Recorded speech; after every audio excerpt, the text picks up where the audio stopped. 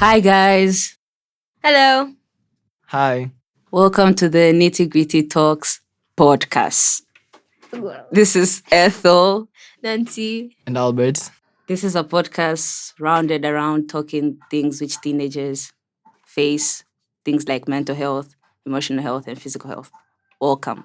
Yeah, so for today we have a guest who's called Tina. Hi, guys.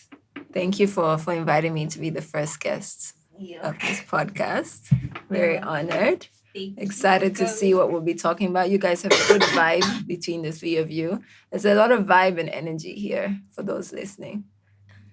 Thank you. Not good energy from Ethel. We should do a B-roll of what's happening behind the scenes in this podcast. It's hilarious. Oh yeah, so basically in this podcast, Nancy's the brains, I am the face and I'm the and background. everything. And Ethel is the background And because the she did not ad-libs. know what's happening. And the ad-libs. Yes. Yes, that's right. Today's topic is about friendship and and there's always a question of, are we the good friend or the bad friend? Because we always like complaining, we say, guys, this person is such a bad friend. But the question is, are we actually a good friend?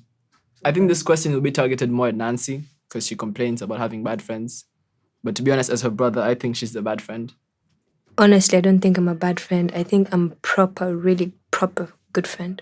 But just stick with us and find out. So let's start with Ethel. Use 3 words to define yourself. Relationship with God, loves eating, still learning how to journal. I think we said 3 words, Ethel. 3 words. 3 sentences. I Same said 3 thing. words. Anyways, It's the same thing. I would describe myself as introverted,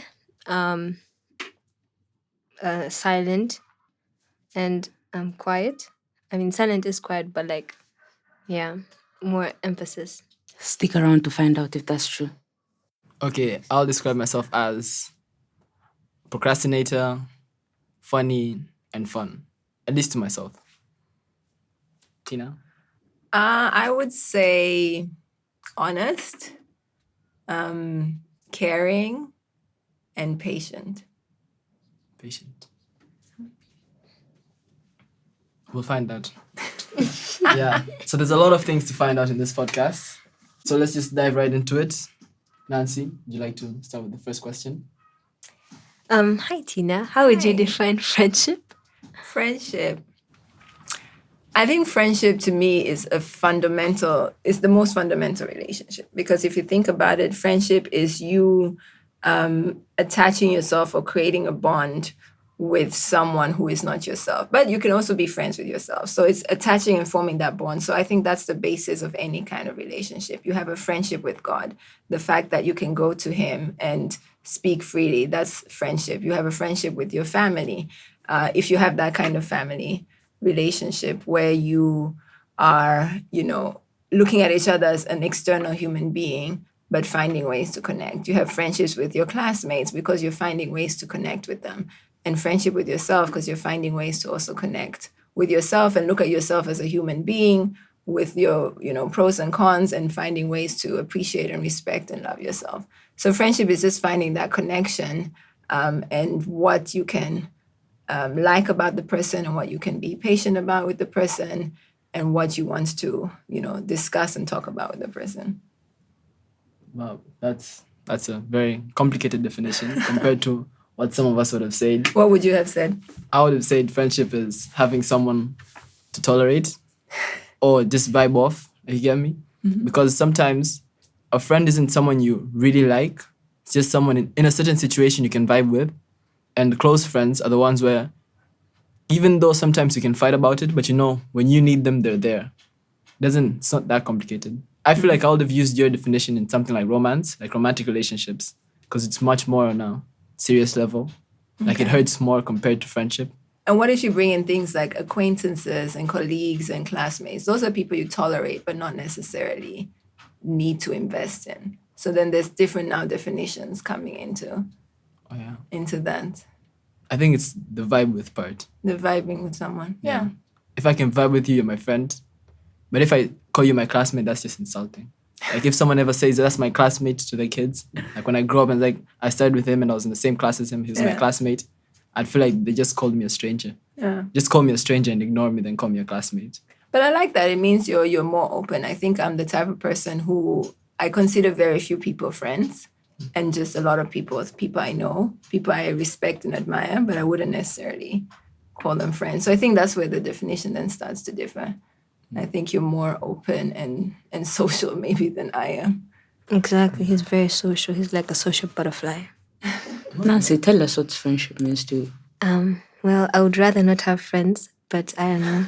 Friendship, I would guess, is like just having people who you always depend on, rely on to always be there, like show, like family, but you're not related by blood.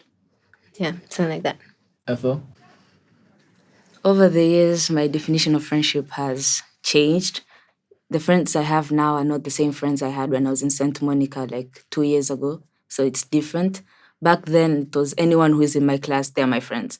But after finishing Form 4, most of us lost contact. So to me, they were just people I knew or people I still know, but I don't talk to them. But going to ISM, I feel like I cherish my friends more than anything because I believe friends are those people who are always there for you. And I wouldn't say these are people who don't judge you. These are people who judge you, but they judge you in a positive way. These are people who construct you, build you, because I'll be there for 2 years, and these are the people who are going to get me through these 2 years. So I believe friends are people I can trust. Yes, I won't trust them as much as I would trust God. Like the relationship I have with God is different from the relationship I have I and Nancy or I and Albert. Those are two different things.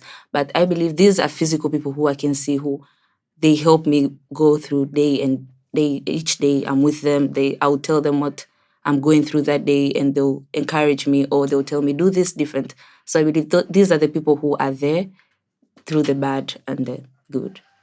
I also feel like friendship also depends on where you are. You know how they say diamond is made in the furnace, gold is made in the furnace, something like that. Like in the hardest situation. All of us do the IB diploma, and to be honest, it's not easy.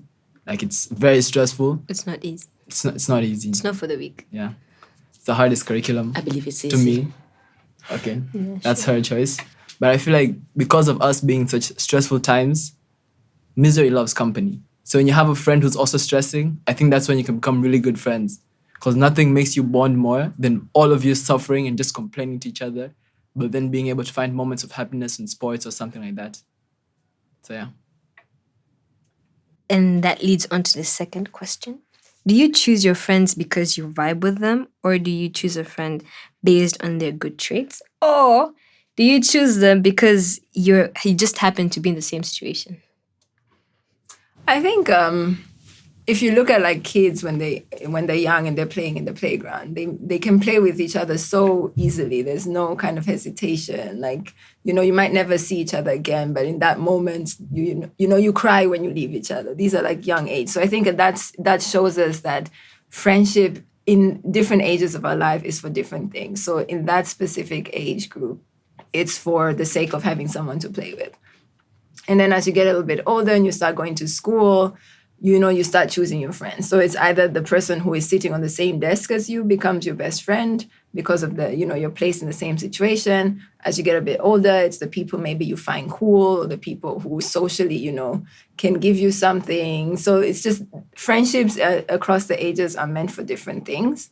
And like that's why like you find in high school people, you go to the bathroom holding hands, Yeah. I remember those days when you would like hold your best friend and go to the bathroom. So that's the vibe at that time.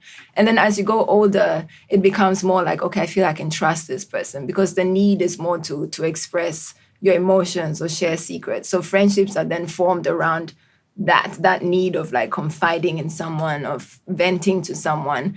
But then I think as you grow older, like you're in the workforce, you start working, you're a parent, you're married, like friendships then take different meanings. So it's more like, okay, people who maybe they can, pray with you, or people who you can connect because you share a similar experience, like maybe being married, or in the workforce, like, people who maybe they're not your colleagues are your colleagues, but then outside work, you need people to help you mentally be able to de-stress and detach from work. So I think over time, friendships take different meanings.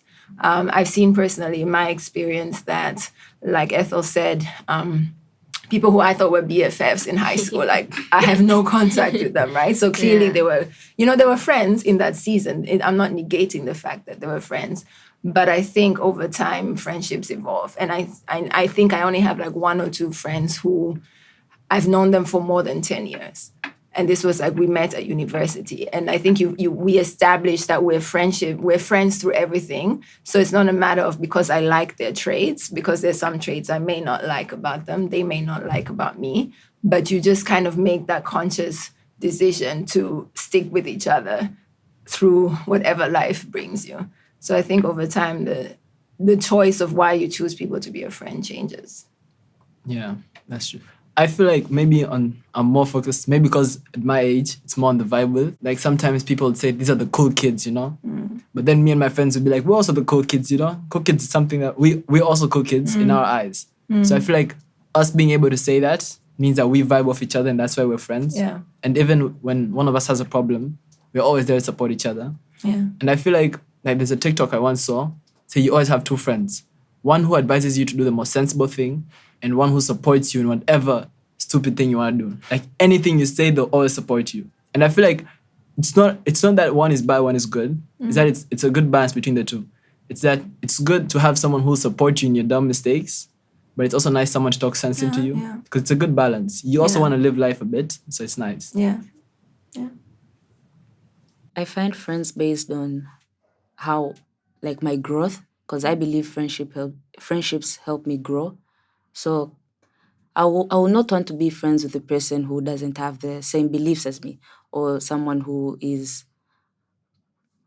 I would say, different from me. But at the same time, they say that the more you stay in a group of people who are from different background societies, whatever, they help you grow. But there's this one time I told her, but at this point, I'm not going to be hearing people out.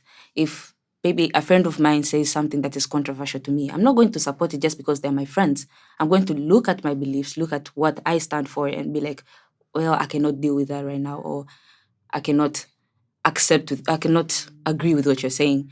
And I would say most of the friendships I've formed this year are from Bible study group. And there are people in the Bible study group who I never used to speak to before. But being in that area of Bible study, being around people who are not like, oh, they're bringing me closer to my faith, or they're strengthening my relationship with God. Those are the friends I should keep around, especially at this age of me growing up and going to university. So I would say at this stage in my life, I'm more conscious with the friends I'm making, because I want friends who are going to be there to help me grow as an individual, and not only grow as an individual, but also grow spiritually. So that's my view on how I make friends. Personally, I find making friends hard. So I just take Albert's friends and make them my friends. But like, that's much easier. That's much easier. Like, I find making friends very hard, and I personally wouldn't know if I'll choose a person based on their vibe, because also I'm not a person who goes out. So like, I don't even have a vibe myself. But then I would go for maybe a person who has good traits or traits similar to mine. Like, we have common things. Maybe if I like working out, so someone who is very cautious about their health, like that. Or I also like growing out my hair naturally, so a person who is interested in that, like, But most of the times I just take friends from my cousins and make them my friends. Yeah. Maybe it's because you're twins. Maybe it's because you grew up with Albert. I grew up alone. I'm the firstborn. So most of the time in my life I was alone. Like when I went to O level, I was alone. I didn't go with my cousins in the whole school. I just went there as Ethel myself. So I had to find friends alone, because it's not like Nancy has Albert growing up. I didn't have that. So I'm alone. So as I'm making friends alone. So maybe that's why she finds it hard to make friends. But Nancy makes friends though. The problem is Nancy has stages in making friends. Is that she starts off by not liking you. Like, in the beginning is that she doesn't like you. Then she tolerates you.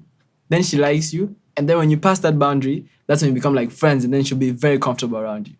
The problem is it's very tough getting past the not liking you stage. I don't know why. But why is that a problem? I think that's just, I always say life is like a carpet, right? Like a mkeka. Like if you just let everyone sit on it, it's hard to pull it out. So I think some of us, I relate to Nancy, like we're very, very conscious about who we're allowing to sit on that carpet, like who we're saying is our friend. Like we're cautious, checking you out, etc. And then when it gets to that point, then you have our loyalty for life. I think that's how I am, where it's like I would rather say you're my colleague, you're my acquaintance, we go to church together. And it doesn't mean like we are not hanging out. We can hang out. But I think for me, the definition of friend is then it takes a while for me to consider someone my friend. It doesn't mean I will treat you differently. It doesn't mean I will ignore you. It just means that to me, it's like if I get to that level of giving you that loyalty, yes, you have to have passed certain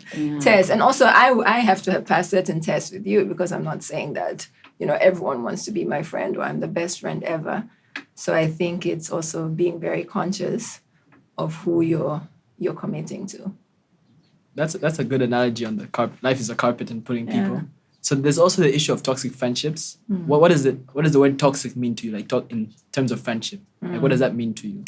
I think, and I've definitely had toxic friendships. So from my experience, I would say a toxic friendship is where you feel like you just are spending so much emotional energy trying to keep this person happy or trying to keep this person as your friend, that it's no longer something which is benefiting you or benefiting them. Let me give you an example. So I had someone who, we've been friends for ages. She was even the maid of honor at my wedding. And I think at that time, obviously, because going through university together, and like you guys said, IB is the hardest thing that you've experienced right now in your life. I can assure you there's other things harder that are coming. So this person, we became friends in university through all the, the hardships that you go through at university and changing identity and all of that. And so she was even the maid of honor at my wedding. But I realized for a long time, even before that I would feel like I am trying more, or I am investing more of my emotional energy trying to keep her happy. Like, for example, things like if I don't reply her message immediately, it would be a drama where it would be like, oh, you have no time for me, just text me when you have time. So almost that emotional manipulation. Yeah. And so I would be like, no, so I would like bend over backwards and say, no, text me anytime. And I would always be looking at my phone in case she texts me. And I mean, it wasn't all bad, like she was loyal and all that stuff. She was always there for me. So that's great. But I think I just realized, especially after the wedding, that during the wedding, my wedding period, it felt like even as the bride, I was focusing more on her, on her dress and, how she interacts with other people and all that stuff. So I think it kind of cemented. I've been spending the last couple of years really thinking of her first and investing in that. And although people could consider that friendship of like, no, but you're supposed to put others above yourself. But I think the toxicity part comes in that if you see that person will never change and is taking that for granted, it becomes toxic to you as a person, because then you feel like you've already set roles. Like her role is to get what she wants, and your role is to make sure she gets what you want. And once those roles are set, you have to think about if that's toxic or not. So to me, that was toxic because I knew that would never change and I would have to continue doing that. And it wasn't helping me. It got to the point where I wasn't even trying to confide in her, because I felt like I could confide in her, she would be there for me, but somehow it would become about her. Okay. Right? So I think to me, that's what was toxic. And yeah, I think there's just other situations. For example, if, you're in different roles in your careers or in your life, maybe now I'm married, I'm a leader in my professional space. Toxicity comes in the fact that maybe some friends, they don't understand that, or they don't, they can't relate to that.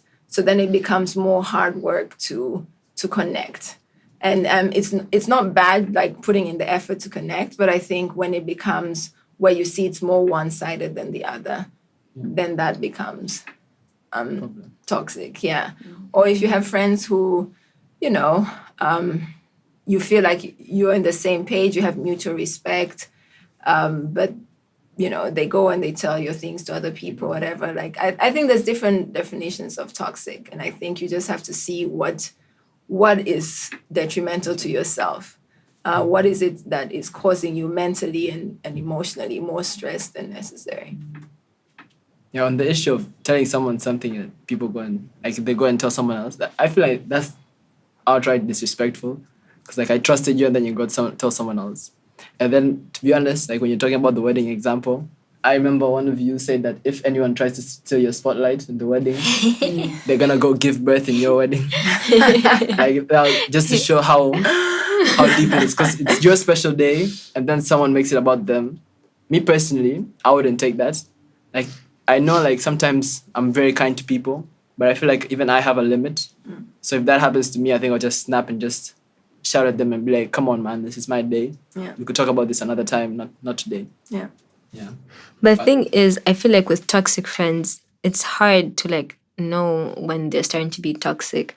Like for example, if it's a friend who you've been with for a long time and you're like they did something, like they have helped you through a season in your life where you're like bad, like you're down, and they helped you through it. And I feel like there's this guilt if you want to let them go and like stop, like cut the ties, and it gets difficult. And I think with friendship, there's different like levels, right? So on the surface, it's people you vibe with, people you can have fun with, go out with. Like that's just very surface level. And then you get to a deep, the next level where it's like, you know, this person's always listening to you. When you need to call someone, they pick up your phone. So then that's like, okay, then you've established like they're not just someone who is cool to hang out with, but they're someone who's actually present and there for me.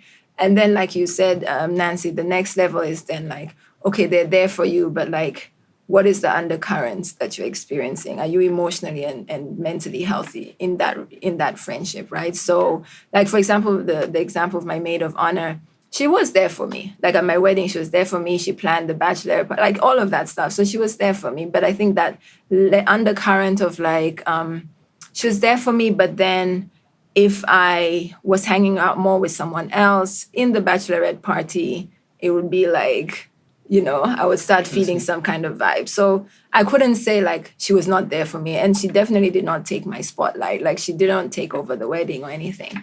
There's like the different layers, and you start looking at the undercurrent and you start thinking, this undercurrent has been consistent for the last 10 years. It's clearly not going to change. How does that affect me? Yeah, that's. But there's also the part of guilt, like Nancy said. It's like, for example, I went through something very horrible, and then my friend was there for me. But then over the years, I've become better. You know, he was there, he supported me. But then it reaches a point where he becomes a burden. Like, I still have problems, and he has problems. I help him. But then even when I have problems, like you said, he makes it about him. And then you're thinking about cutting the relationship, like the ties of the friendship. But then you feel like you owe the person something, because it's like, They I were went there through for that. you once Yeah, upon a time. they were there for you. Yeah. And I mean, it's not bad to keep investing and to keep like, you know, trying to confront the situation and be like, you know, why I feel this. It's always okay to express yourself. Like with this, my example, I was expressing myself. Like, I feel like, you know, it's going to, you would make it everything about you. I feel this, I feel that. And I think you can have that confrontation and two things can happen. Either you agree to disagree, like maybe she doesn't see it in that way.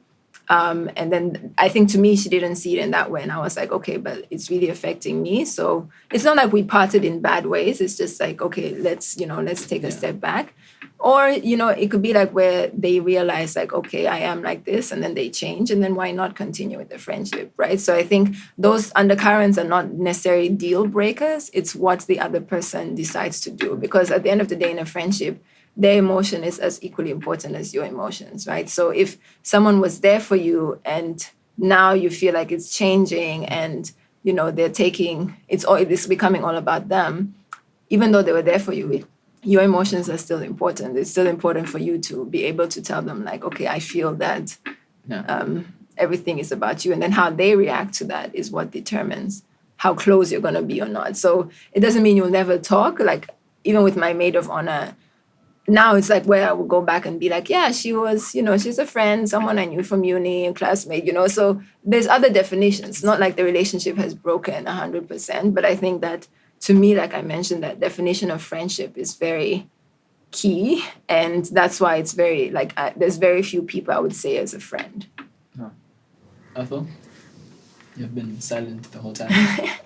Are you Do thinking? you have no toxic friends? Or you've never experienced? Personally, I would say toxic friendships is when the person you're friends with, it's either you're being a burden to them or they're being a burden to you. So personally, I don't recall any situation in my life where I've been in toxic friendships, but I do remember trying to change myself for another person. Maybe if I be kind of if I adjust my beliefs in this kind of way, maybe they'll want to hang out more with me or walk around with me. So I feel like maybe that's how toxic relationships are formed in my mind.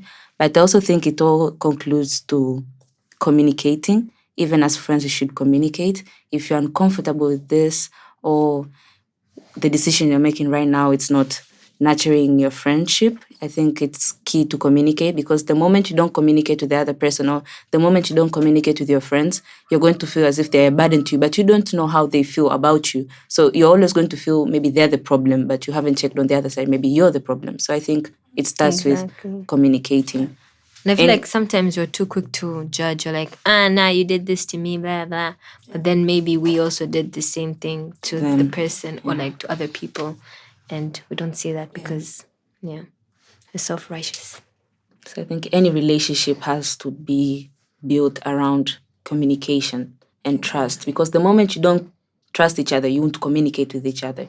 And the moment you don't communicate with each other, you're going to bottle up these emotions and you're just going to go around telling people about what your friend is doing. Even though they don't know what the problem is, you're the only one complaining, but it turns out maybe you're also the problem to them. So I think you should learn how to communicate with each other, because the moment you start speaking up, you come up with solutions on how to, whether we are going to continue putting an effort into this relationship, or are we going to still, or we just go our separate ways and find other friends. So Yeah, communication is key, and then how they react to it is then what will determine what you can do about it or not. Exactly. yeah. So, like, sometimes we might put unrealistic expectations on our friends. Like, honestly, sometimes we think our friends, like, especially for those strong friends of ours, like, we expect them to be there for us every now and then, but then maybe they want to, like, distress, and we just have this expectation that they'll always be there or, like, something like that.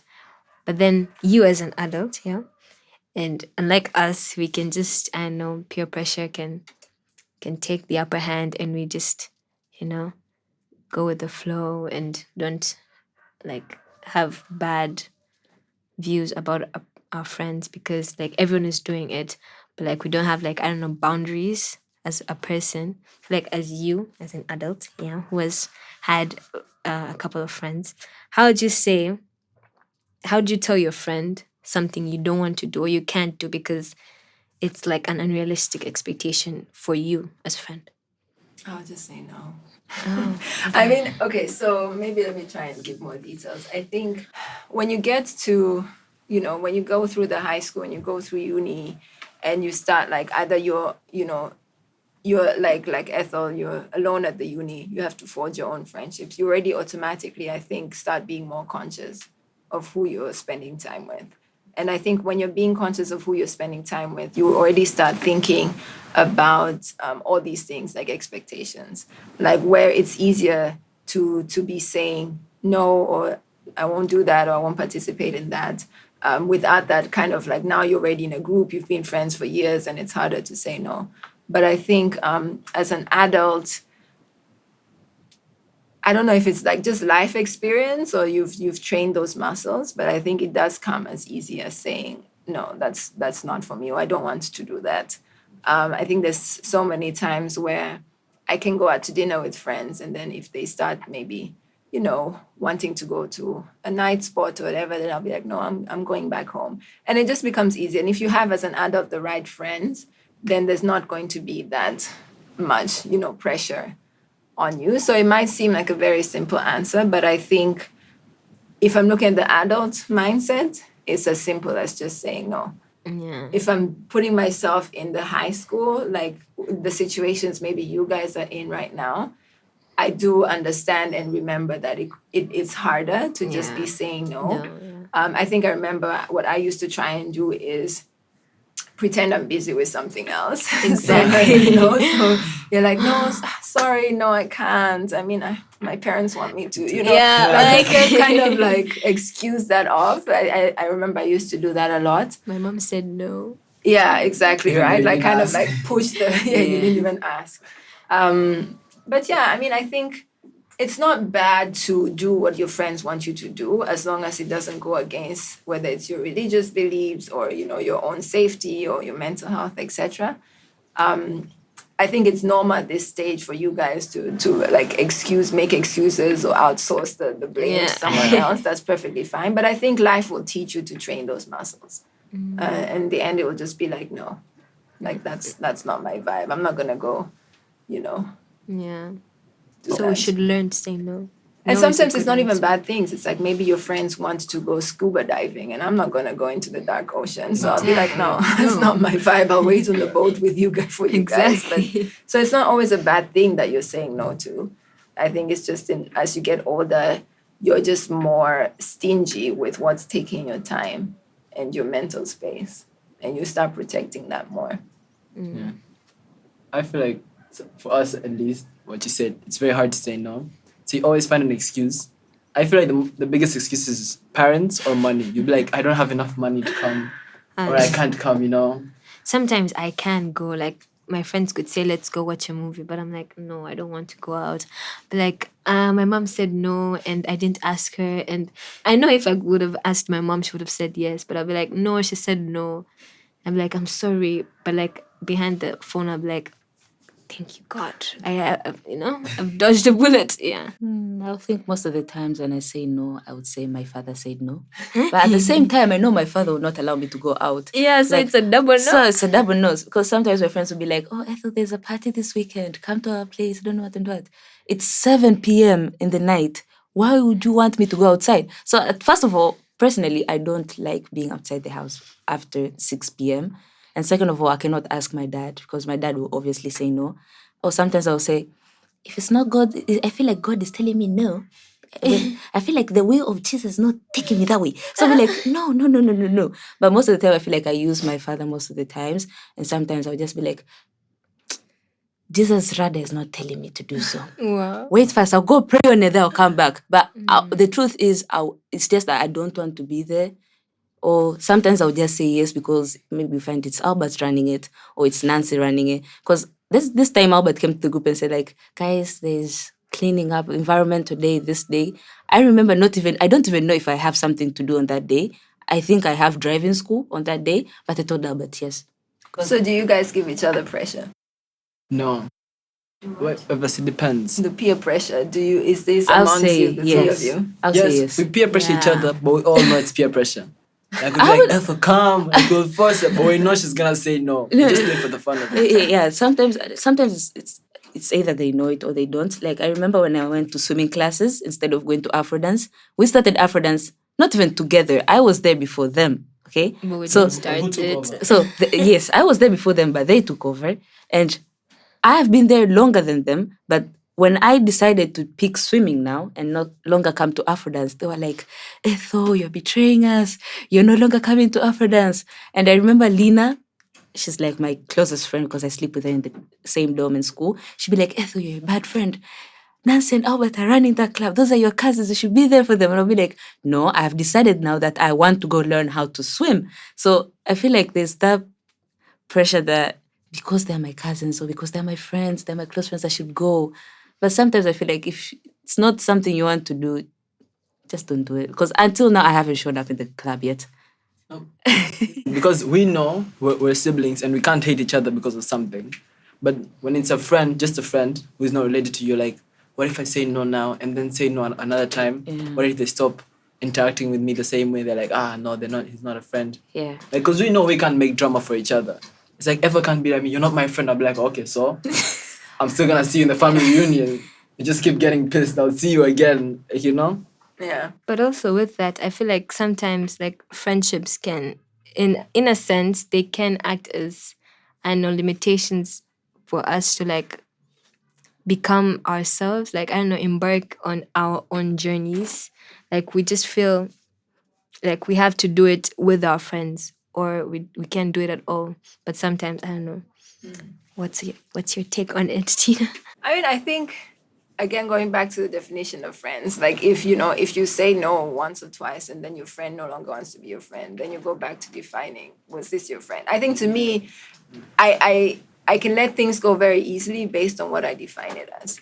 If I define as this person was not really my friend, it's very easy for me to let go. Like, okay, they're ignoring me now, that's fine. So I think it's just like what box are you putting that thing in? And I think yes, there was a stage when I wanted to do everything with my friends. So that also made me feel like I can't say no. And FOMO, you don't want to be the one constantly missing out from the fun and the memories and stuff. And then I think that was also the time when it was more like group friendships. Like there was a lot of group friendships. And I think the group friendship dynamic is very different from individual friendship dynamic. And I remember in high school, it was always almost groups, even in university when I started, it was like a group. And then I very quickly realized that these group dynamics are not working for me because one, there's a lot of things I don't want to participate in. And then two, it's also harder in a group dynamic to if one person is angry at the other person in that group, like what do you do? So I started consciously forming more individual friendships. So whether with people in that group individually or just finding other individual friends. And I think once you find individual friends, that pressure gets less and less, that peer pressure, that, FOMO or wanting to do everything with them, because then you take time and you do things on your own, what you want to do, but then okay, this person, we have fun together skydiving, this person, we have fun together, just going out for lunch. So then you start knowing like which friend you can hang out for what. So I think breaking away from always having that group friendship will also a lot help with peer pressure and, FOMO and all of that. And I think you guys have a great dynamic here where you can actually like practice on each other, like saying no and, like what's the best way to say no and, encouragement, like they start building up the muscles, like practicing on each other. Just like, no. But there's also the fear of missing out part. Because I don't know why, but I think it's true. Whenever your friends go out and you don't go out, it seems like they have the best time of their lives. Exactly. Yeah. It's And like when you go, it's so boring. Like when you go, you're like, I'm never coming back. And then the time that you don't go, that's they when have everything they have good fun. happens. Like they meet someone famous or they do this. And then you're sitting there like, what is going on? Yeah, like I remember am I this the one problem? time in school. It was Shlelelwe and Lina's birthday. Everyone went out. The whole Powerpuff group went out. The whole friend group actually went. When I asked my dad, my dad said no. And I was like, okay, he said I should remain and do schoolwork. And I remember that I did a lot of schoolwork. I had my biology IA, which I had not yet started. But that weekend when they went, I actually worked on it. So when I saw the pictures, I was like, damn, I missed out. They had so much fun. So there's pictures of them and I'm not in the picture and I'm like, but at the same time, I'm like, okay, I missed out on this, but look what I did. I finished my biology IA. I was able to submit it before the following Sunday. So I feel like everything has a reason and a purpose, because even though they went out and me not being there, what could I have added? Because they had fun and I finished schoolwork. So it was all a win-win. And it's not like I was that disadvantaged. I wasn't at all. So Just a night, not even a day, a night. and it was only like a night. And they were still my friends. It's not like we broke up and said, we're no longer friends. No. Exactly. See, I like that. I like that mindset. It's like how you classify and group things helps you like move on quickly from that. So if you don't classify it as like, oh my gosh, this is the end of the world, my social status, I lost friends, then if you're just like, no, it's just a night, it's a win-win, then it's easy for you to move on from that. Oh, so I guess we should like, not guess, but like, I think, I shouldn't be saying thinking, but like, we should, our identities should be tied to our friends. We should know who we are first before like having friends. Because like with what Ethel said, if it wasn't a person who knew what they're supposed to do, I don't know, with their life, they would have been angry at the fact that they didn't go out because she wanted to go out, but like her father said no. So like, if it was another person, they could have just done nothing and they're like, no, I could have gone out. She would have started like throwing tantrums or something. And it would have been a bad thing because she wouldn't have done any work. But then she said, okay, let me use this time to like work on work. And it ended up well. Yeah. So I feel like that's also a key Yeah. takeaway from Ethel's situation. And you know, there's that saying, it says, show me your friends and I'll show you who you are. Yeah. I don't agree with that. I don't agree with it at all, because I think you can be friends with people who are completely different from you, who make different life choices, and it doesn't mean that that's who I am. It just means, or I make different life choices. It doesn't mean that's who my friends are. But I think friendship, when I speak of friends, so not casual acquaintances or people who you can have fun with going out, but I think it's more like there's deeper things that connect you. There's either you've just made that commitment, like to persevere with each other and to, be with each other on this ride as long as we're on this earth. I have one friend who, is dabbling in witchcraft, not here in the US, so the witchcraft looks different, Sio Waganga, whatever, but with stones and tarot card reading and stuff. Nothing to do with me. Not a reflection of who I am at all. Right? Another friend who has moved abroad because she just wanted to live abroad, and she got married abroad because she wanted to stay abroad. Nothing to do with me. There's choices I've made that have nothing to do with my friends. So I don't think that show me your friend and I'll show you who are is always true. Yeah, true. I think it's this individual identities, and then whether it's through, you've gone through a lot together and you've just made that commitment to continue being there for each other. Yeah. And that's, those are your true friends. Doesn't mean that they are going to influence you to be who they are, or you are going to influence them to be who you are. But it's just that commitment. Sometimes I have more, I'm closer with them than with people who, let's say, will make every single choice that I would also make, who will look exactly like me, Exactly. I feel like it's also boring to have a person who thinks exactly like you. And just a spice of difference, diversity actually. Yeah, that reminds me of an analogy that someone once told me, but it applies more to romantic relationships.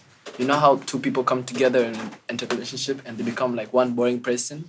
He told me that he never wanted that to happen. He wanted it to be like, we come together, I still have my personality, you still have yours. When we meet up, we still have the same personality. Like, we all have individual identities. Because when you become one person, you become codependent, and then that's when everything starts becoming bad. Because you feel like you can't live with this person, you can't live without this person, and then your whole identity is just based on this person. And obviously, you can't stay with the person 24/7. Yeah. So it means that's when things start breaking down. When they have work to do, they start feeling, oh, they're avoiding me. No, they're just living their lives. They have to do that. Yeah. So I feel like that's why we have to have individual identities. Yeah. Just to not be one boring person, whereby everyone has the same personality. There's no interest, no nothing, no spice. Yeah. And you should remember that where everyone is living their lives at the same time, Like, I get the whole main character energy, but sometimes I feel like we should give people grace for the fact that other people also living. Everyone is the main character of their story. Exactly. Like, we shouldn't expect people to always Support be there us. for us while they also have their own own stuff battles, to do. their own, lives. Exactly. So, question about how people say there are red flags in a relationship. So what would you say are the red flags in a friendship? I know we've talked about toxicity and all, but what when someone does is like, okay, no, Not my friend. no, my friend, Like straight up. straight up, No no thinking, just discussion, automatic. out. To me, immediately, if you talk bad about my family, you're not my friend. That's a no-go zone. Even my husband, I told him, if you talk badly about my family, we're not married any longer. Divorce. Right? No, that's a no-go zone. I do not allow anyone to disrespect my family. I think it's also manipulation. If I see someone is manipulative, then to me it's no, we're all adults here. You don't need to manipulate each other. We all have a right to be different, to have different thoughts and emotions, and respect that. But if you start manipulating, then that's a different thing. So I think those are the two no-go. I mean, there's the obvious things if your friend has an affair with your husband, and there's the very obvious things where it's that's a bit tricky then to go back to being friends. But I think to me, immediately, it's the respecting my family and the manipulation. But I have a question in that instance. Like when someone goes for your lover, like your best friend, who would you hate more? Like, because So you see, I am the least competitive person in the world. I feel like if that happens, I will be the one walking away and I will not have the energy to hate anyone.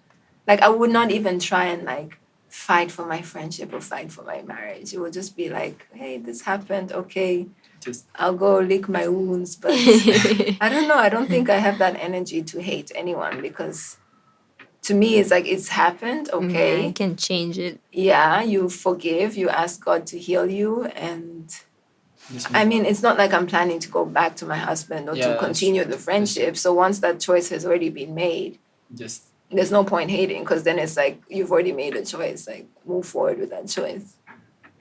that's true.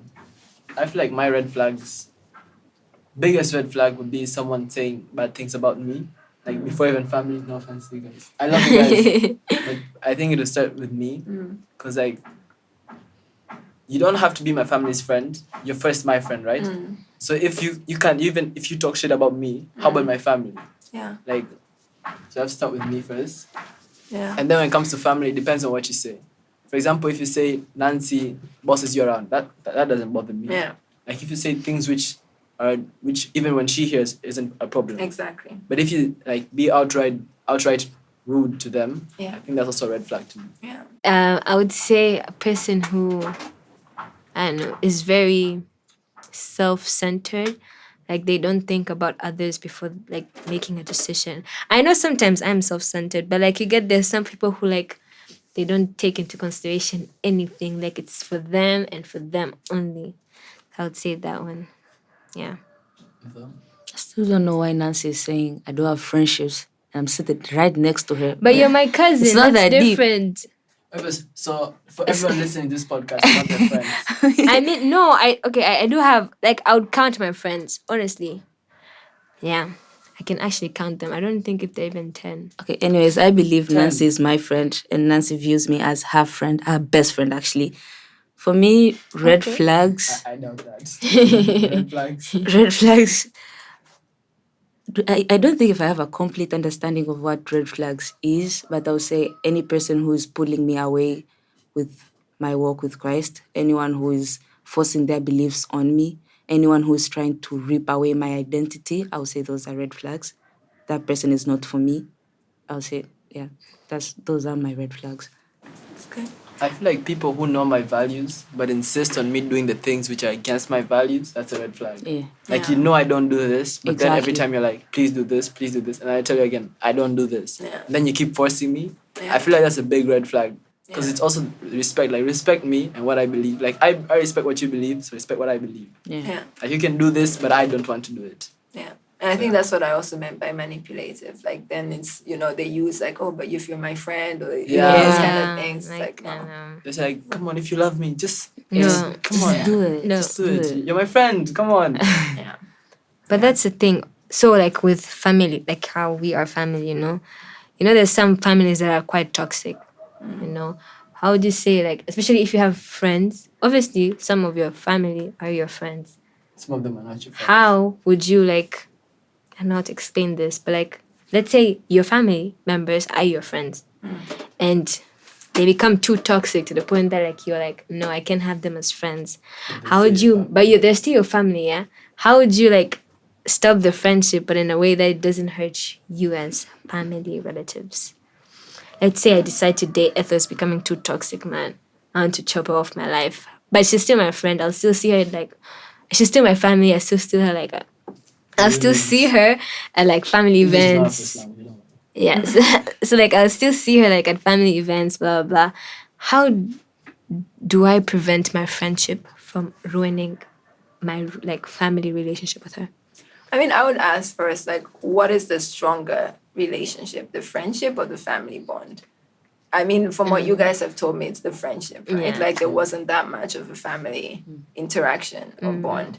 So I think to me, it's that if you decide you're no longer having that friendship and things cool off friendship wise and everything, it doesn't mean it's affected how it was before as a family, right? It's just Yeah. like you're just going back to how it was before, where you see each other at events. And the thing about families, you can see each other at events and then not see each other for a few months. Yeah. So I don't think it's going to be something that is going to need a lot of energy into that. But if there was a strong family bond before the friendship started, that's when you have to really think about like, okay, how do you preserve that? Like maybe your families would go on holiday together every summer, Yeah. right? And you grew up as cousins and you were just going on holiday. And now as young adults, now you're forming friendships, and then that friendship cools off. Then that's when you have to think about like, how do you continue doing that? And I think it's having conversations. I mean, as you guys as friends, even right now, before stuff hits the fan, you can already start talking now about like, okay, should we be in a situation where we're no longer as close? What are some ground rules? What are some things we should still respect and put in place? Like maybe when our parents are around, we should still be nice to each other, or at family events, like you can already start talking about that now. You don't have to wait for something to happen. Yeah. And just as young adults, like with all your maturity, just hope that the other person agrees, follows to what has been agreed while you were still friends. Because your friendship might cool off. I mean, you guys are all planning to go to different universities. You might not be in, what did you say, Powerpuff the Powerpuff They group, have a whatever. group called Powerpuff Girls. Actually, Yeah. Albert is the only boy. I don't so- think if it's I don't get my it. group or our group, it's our our group. group, Like all because three even of us. he is in it. He is in that group. He's actually The this. problem is- He cried to be in He the group. cried to be in the group. So- Let's get something right. I did not cry. There was He no cried. crying. We were actually at the dining hall, and he was crying for us to add him in the group. Because at first I it was think we men's even meant- told context. him we should call him Alberta. yeah, so that we can yeah. add him So to the pass group. and be like, "Hi, Queen," because the main intention of the group at first it was Being like exposed. woke women Woke worldwide. women, yeah, like men are trash. You're men gonna are ask devils. Isaac to Yeah. cut this out. We were like, Let's woke get women something right. worldwide. Men are trash. Yada, yada. So we're going to create this group where we're like individual women in this. We're not in relationships. Some of us are out of relationships, and we want to be in this group where we can support each other and grow as women for the next society, because it's woke women all the way. And then Albert was Let's give like, context. no. I feel like we should give context. Let me just tell you the context. In our school, I have my own friend groups, like the guys, I said them. But then they usually have walks after dinner. They have walks around the pitch. I used to just go straight to the dorm, like, because I usually just come from playing sports and I get tired. But then there was a time where people stopped playing sports. So I'll be filled with energy. I don't want to go to the dorm.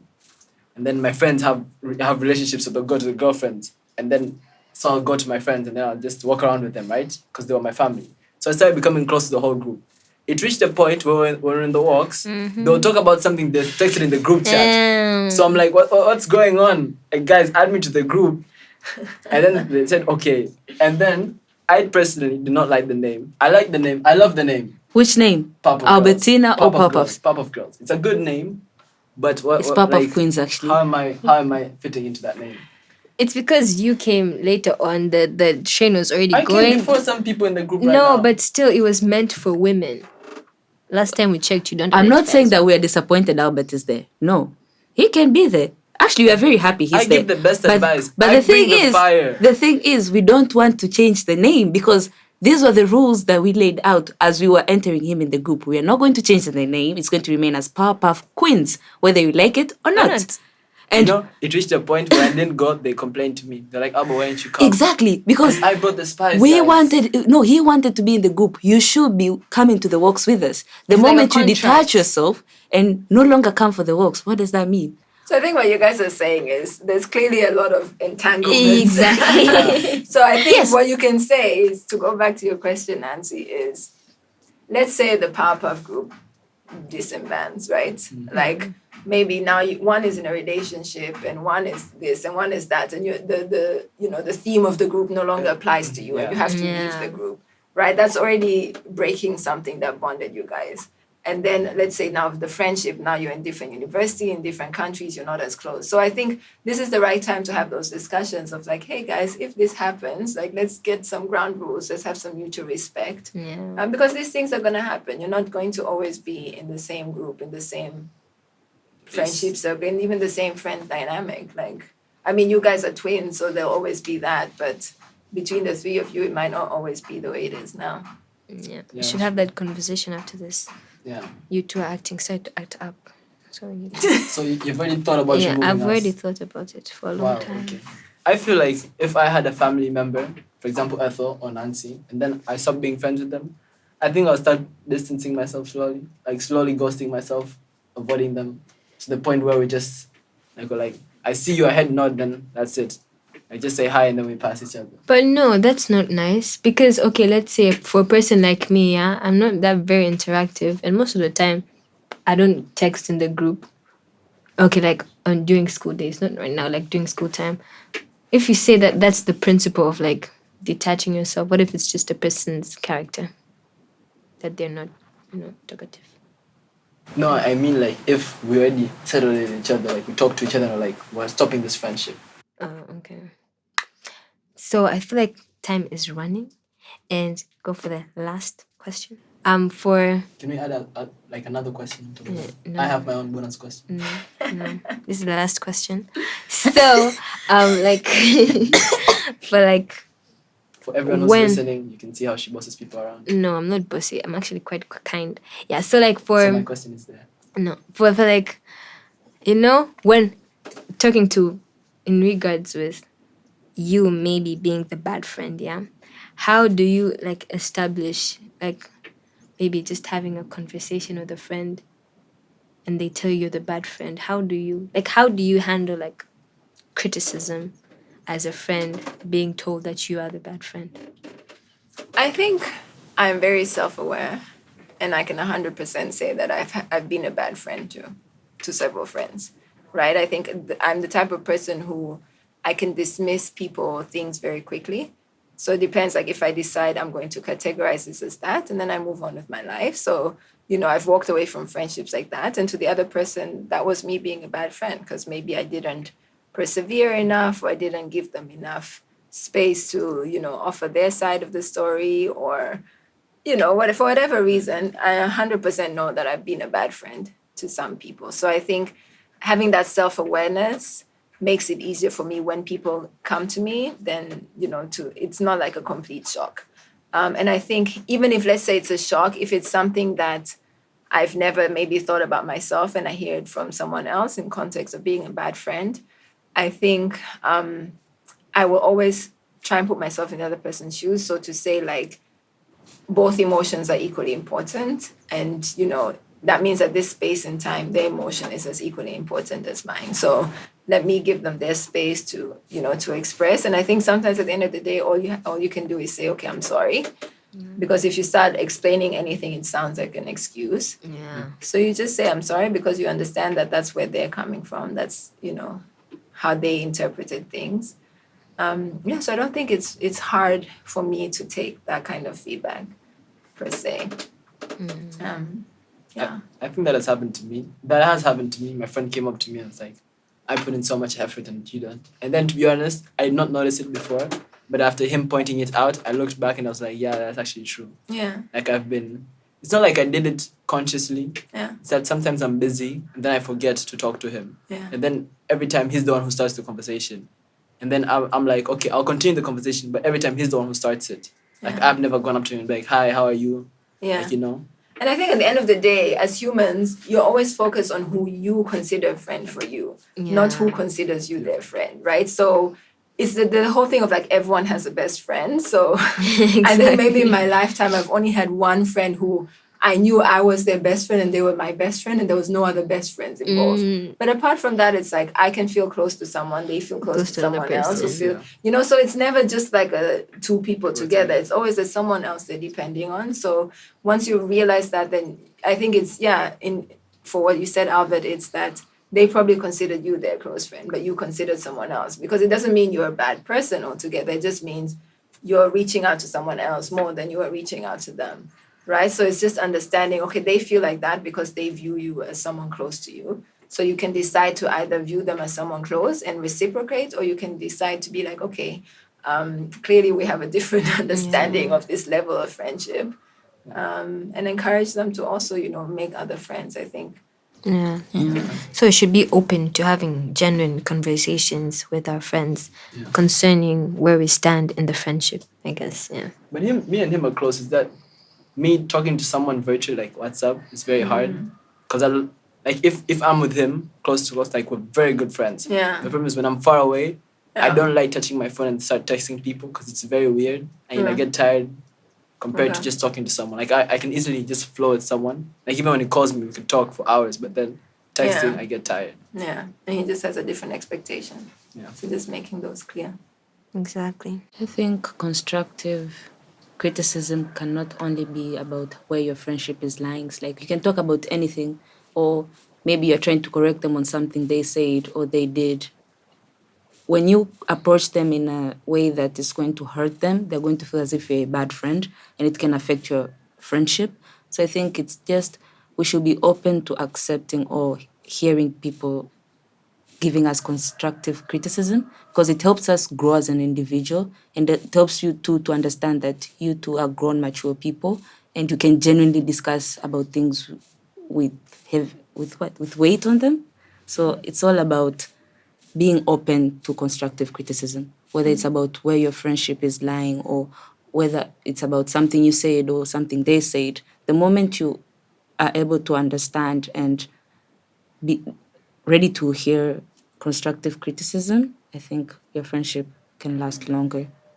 And also, it's the fact of getting over yourself, because you have to understand, like you can think you're the best person, but you're also still human. Yeah. So you can make mistakes. Just get Yeah. over yourself and be like, okay, that's my bad. I'm Yeah, sorry. I'm bad. Yeah, I'm sorry. Exactly. Well, I'm curious about your bonus question though. I know. Oh yeah, my bonus question. My bonus question is asked before the podcast, but I just wanted people to know, like if, like for question for some the viewers to go home with at home. English is a very tough language. Anyway, It's not your first. It's fine. yeah. Anyway, my question is, if your relative was not your relative, would you be friends? No. I was No. I was That's a asking very the quick viewers, but no. that was very okay. We can have this discussion in the podcast. Why not? Why wouldn't we be friends? I don't know. I feel like both of you are so outgoing, and I don't know, you're just so more energetic compared to I am, and I know sometimes you're socially draining. I don't know if that's a word, but like you place me in situations where it's unbearable because of the amount of people you're around. I place you in those situations because you want me to place you in those situations. No, but you're like, sometimes Albert, come, please help me talk to that person. exactly, that's the whole point. Like I wouldn't have been in that situation if I was not your friend. But now because I'm like I don't know, if I wasn't your relative, I mean your twin. Like you wouldn't come to me and be like, Yeah. Albert, help me talk to that person. Exactly. You I know? would have Nancy, just would you been consider yourself an introvert? yeah, highly. Okay. Yeah. Yeah. I would And just Albert? stay in my room. I think it's both ways because it depends. If I'm comfortable around the situation, I'm very No, outgoing. he's lying. He can speak to anyone and everyone, anytime, anywhere. Do you get energy from being around people or from being on your own? Around people. I can't be like Then you're an to extrovert. be honest, Exactly. it's very tiring being alone sometimes. It's not like me, my phone, my room. That's all I need. So I think to the survive. definition is introvert is you get energy from yourself, and extrovert is you get energy from other people. But I mean, you can still like in some situations be quiet. Doesn't mean you're an introvert. It's just but where you vibe from. Yeah. Ethel, about you? I think I'll be their friend because I have a lot of cousins. As I said, I'm the first one. So there are a lot of kids. People my age are very few. I have my cousin Denzel. We grew up together. And yes, we're friends, but we're friends because I've always seen him. Like we're always in the same house. And right now, it's not like I text Denzel every day. It's not like I talk to him every day. It's not like I send him TikToks every day because he's Denzel. It's not like we're that close because his interests are very different from mine. But for Albert and Nancy, from the first day I met them, we created a group. I'm always texting them. So I feel like, yes, they're my cousins, but I perceive them as my friends because it's through them I actually get reasons to get out of the house. So when people call me an extrovert, I'm always inside the house. I never go out. So the moment I get a chance to go out, that's when I'll like start speaking to people. But most of the time, I'm always inside the house. So even though we could not be friends, Family relatives. I mean, could not be family. Could I consider them as friends? I think yes. Okay, that's I good. think You be an extrovert. I think yes. You're an I- extrovert. I'm an extrovert. I think I communicate well with people. Like during orientation week, I was speaking to everyone. Okay. So when I get a chance to go out, I'll speak with people. So I think, and I think we had this discussion before we started recording, that when you're younger, you're just kind of like everyone else apart from your family is so fun and so cool. You just want to like hang out with everyone else. But I think over time, you start also valuing who you have in your family. Yeah. Like what I can say now with all honesty is that for the longest time growing up, my best friends were always everyone but my family. Although we are very, very close family, right? And very supportive and everything. But now I can honestly, genuinely say that my sisters, my brother, my parents are my best friends. Like, without a doubt. Like, I would communicate with them the same way I would if it was someone not related to. I would confide in them and all that stuff. So I think it's just over time those things change, and you can have different relationships on top of each other. You can have a family relationship and a friendship and co-work. Like everything can be blended together. So I think, you guys may surprise yourselves that, once you're off to different unis and stuff like that, then you actually start, I have a see the bet. dynamics change. Yeah, I have a bet that when we go to uni, the first person texts the other one is I think they'll text me before I text them. That's a bet that I Calm have. down. It's really not I that have deep. that bet, No. and I'm sure that you guys will text me before I text you. No. Okay, there is a group. I'll just write in the group, I'm here. So I've reached. And the moment, obviously, people are going to. Personally, I'm a very exciting human being.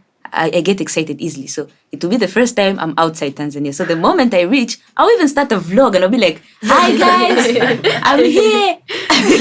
So obviously, I want them to know where I am. So it's.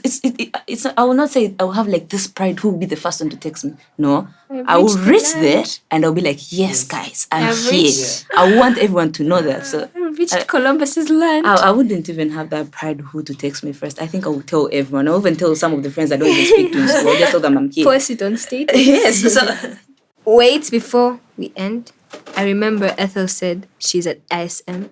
I would like to correct that. I'm a what? It's not currently ISM. It's UWC East Africa. Did I mention So that? before we start being sued for not saying What is it? UWC East Africa. Oh, EW. UWC, United What is- World Colleges, Oh, East you guys are Africa. part of United World now. Yeah, it's no longer ISM, but most of us call it ISM because it used to be International School of Yeah. Moshi.